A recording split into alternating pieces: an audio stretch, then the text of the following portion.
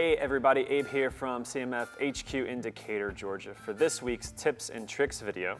This week we're going to show you how to tweak the depth of field with your everyday digital camcorder. A lot of people nowadays are shooting with DSLR cameras, and one of the main benefits to the large sensors in those cameras is the really shallow depth of field.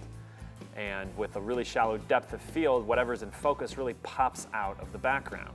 Now, while it's near impossible to replicate that kind of shallow depth of field on most consumer and prosumer camcorders, there are things that you can do to heighten the depth of field.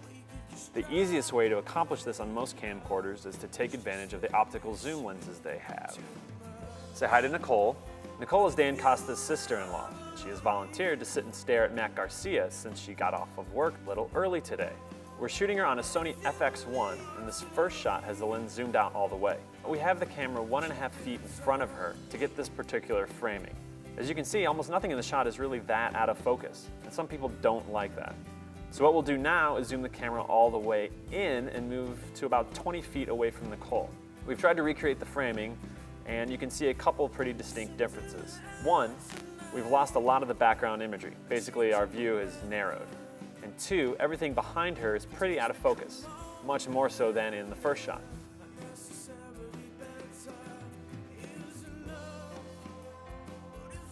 For you tech heads out there, the f-stop was set to 2.4 and the shutter speed was set to 1/48 of a second. And there you have it, a pretty easy way to create a shallow depth of field just by taking a few steps away from your subject.